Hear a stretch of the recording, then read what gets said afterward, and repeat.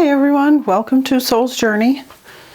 I had alluded in my last video to doing a video about my more sinister decks. And as I've already done videos of my autumn flavored decks, and I have several of my Halloween kind of decks, I didn't want to just revisit those. So I don't know why I thought to do this, but these are some of the decks that I would classify as definitely darker. Some are definitely left-hand path. Some of it is probably not going to be to some people's liking. So this one I'm going to start off with, and let me preface this by saying I did not know anything really about this group when I bought this deck. I found it on eBay a very long time ago, and at the time I was kind of interested in learning about Satanism and Luciferianism, and I think that's probably what drew me to this deck. But I have since learned more about them, and I have never used this deck. I have not studied the book. It's basically just been tucked away in a drawer. But I wanted to include it because it is in fact called the Sinister Tarot. This is put out by a group called the Order of Nine Angles, and they are a satanic left-hand path occultist group based in the UK. And as I learned more about them, I discovered that they have a very, they kind of have a neo-Nazi bent, and they apparently, according to Wikipedia, have committed crimes, and there is suspicion, at least, of human sacrifice. So this is how the deck came to me. It's actually signed by the creator. It's a pretty good book. It's got a lot of information in here about it, about the deck and the symbolism. The artwork is, I would say, kind of amateurish. It's not great. So it came in the bag and then wrapped in this like stretchy crushed velvet stuff. No box.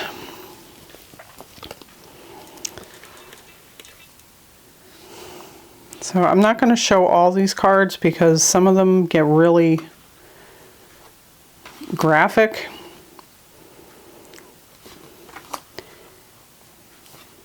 It's an interesting deck, but like I said, I have never worked with it. I have not read the book. They're large. They're, what are they, like 3 by 5?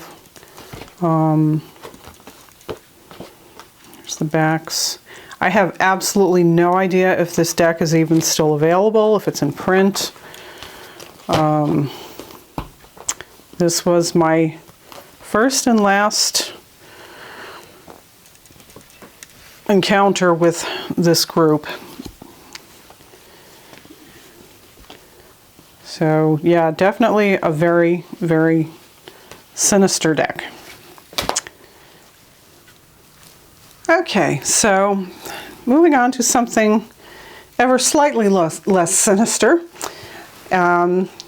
is Aleister Crowley's Thoth deck. And of course this is from the OTO, Ordo Templi Orientis, or the Order of Eastern, what do they call it? Eastern Templars. So of course the OTO was founded in either the very late 19th century or the early 20th century by some, I think it was an Austrian businessman. And then Crowley, of course, came on the scene around 1910, 1912, and sort of took over the group and reorganized it around his thelema.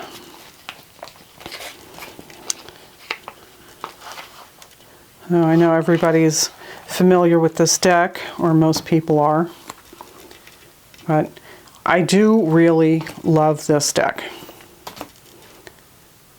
This has got the 3 Magicians. I love this High Priestess card. This is just a really rewarding deck to study the symbolism in it. And if you are not familiar with it and are kind of put off by it and think it's too much, I would urge you to look into Lon Milo Duquette's book on the tarot, on the Thoth Tarot, and I will put a link to that down below. But I absolutely love Frida Harris's artwork for this deck.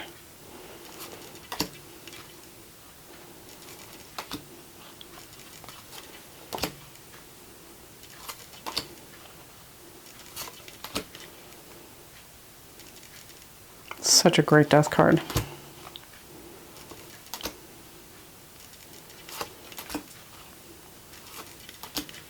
And this star card. Oh, I just love this card so much.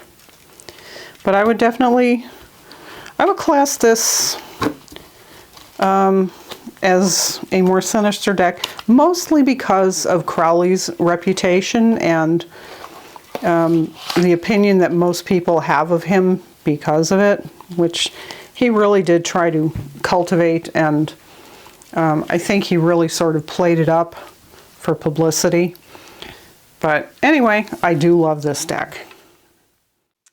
And next up we have the Infernal Tarot. I believe I have a full walkthrough of this. This was a Kickstarter deck that I got, and all the illustrations come from the Dictionary Infernal. Let's see if we can read a little of this card here. Very tiny print. First published in 1818. The book was written by Jacques Auguste Simon Colin de Plancy. So I'll just let you read that. You can pause it if you want to see the rest.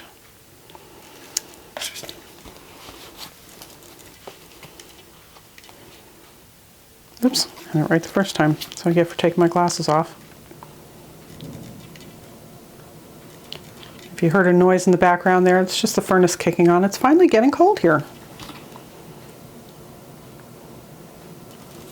So I believe the illustrations in the book were all black and white, and the creator of this deck colored them and sort of collaged some of them together.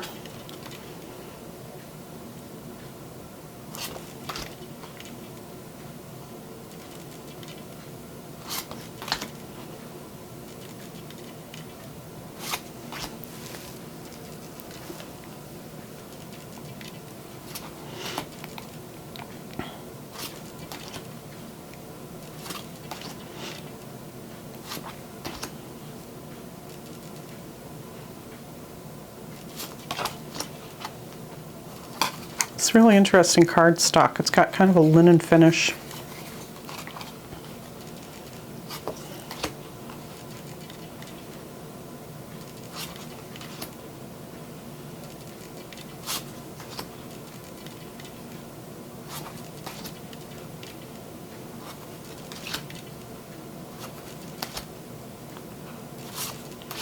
So anyway, I've got a full walkthrough of that.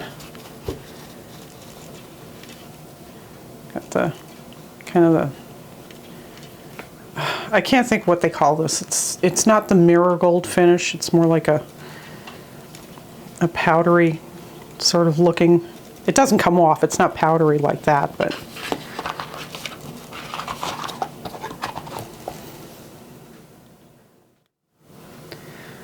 and here's one I think probably a lot of people are not even aware of.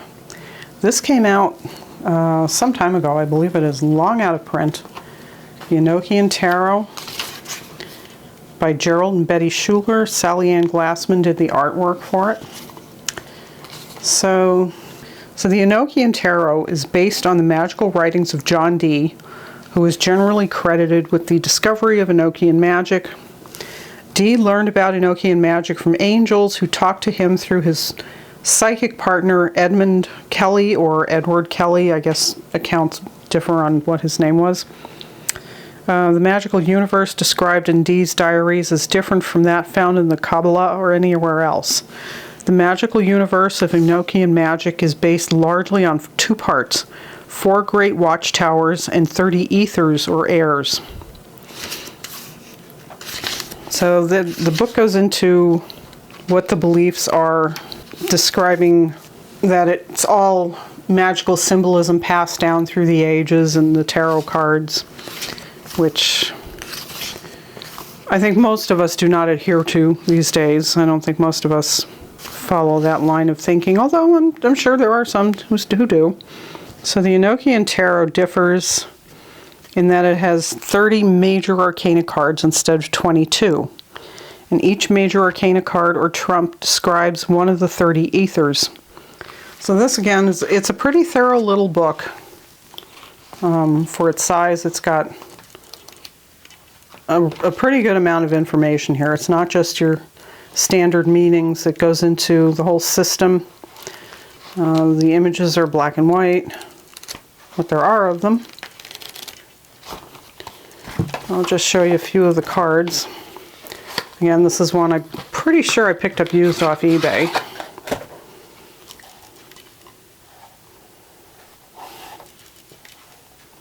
There, get that out of the way here.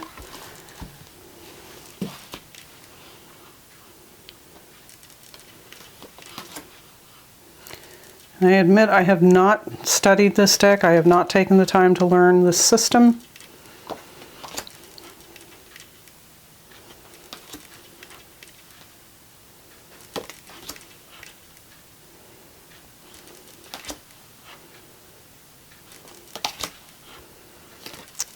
I won't go through the whole thing, but if anybody is interested in a full walkthrough, let me know and I'll be happy to do it.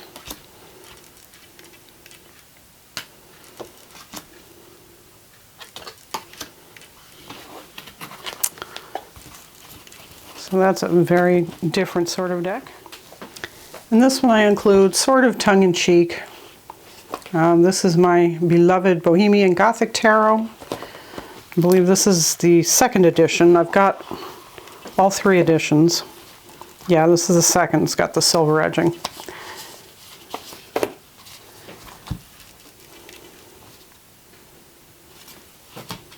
But it has some, you know, kind of dark imagery.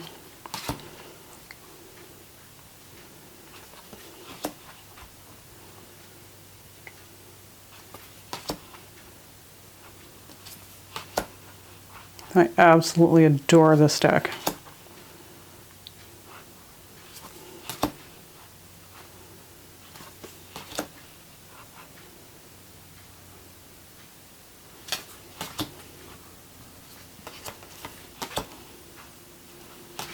Oops.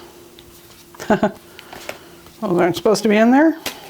Memento Mori card is an extra card with the deck.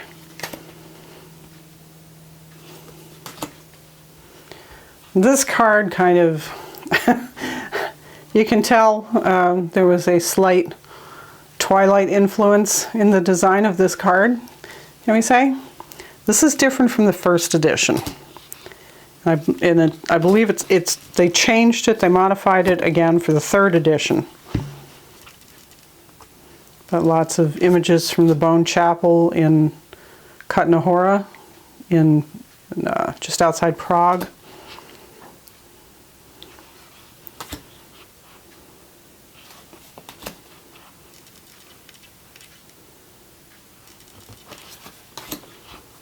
So probably everybody's fairly familiar with this deck. It's been out for a long time. Whoops.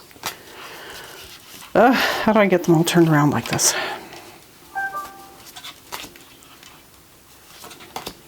Anyway, I love that image. I just love it. If I could figure out how to get it as a tattoo, I would.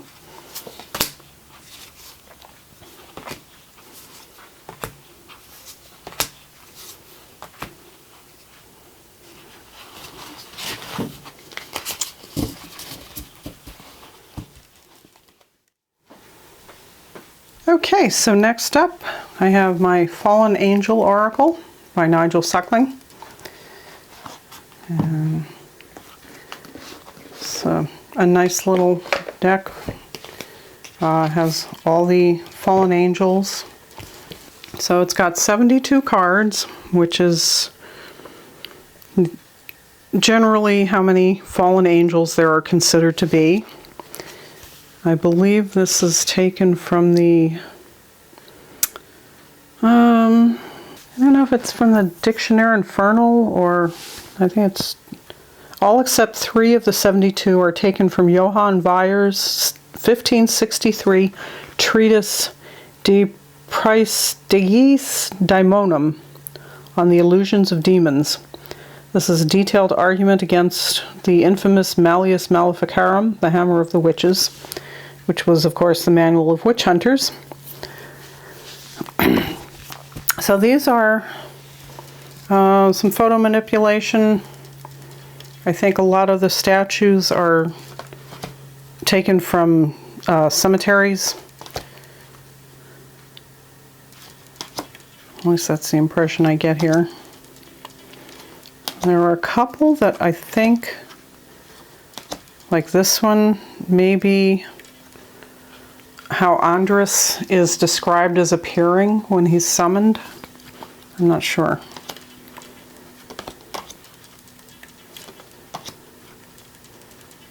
It's kind of a, oops. It's a very interesting deck. This is not one that I use like for a full-on spread with these. It's more like pull a card when I need some kind of guidance.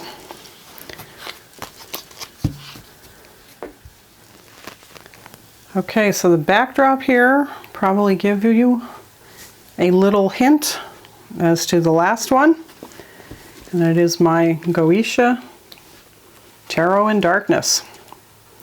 This is in fact the Kickstarter version.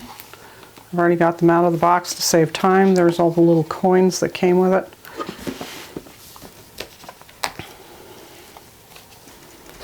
And this came with a very decent, very, very decent book. A lot of information in here.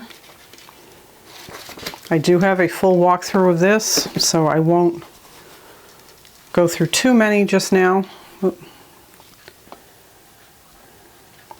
you can see, it's got that kind of Aurora Borealis iridescent effect.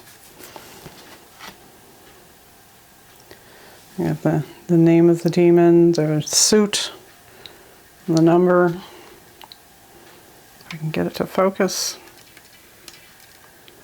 Andromalius, the magician.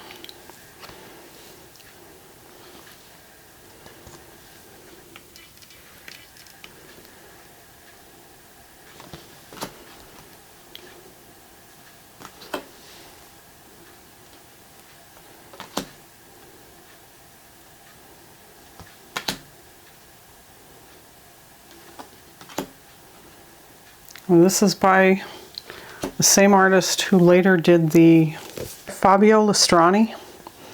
I can't remember what the name of the other deck was. It's all like white and gold and angels, and that is not one that I have.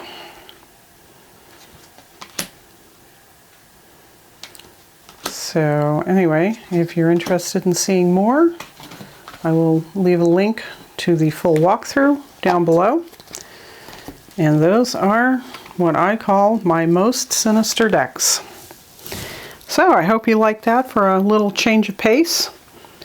And thanks so much for watching.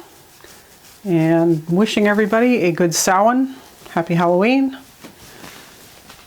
and blessed be.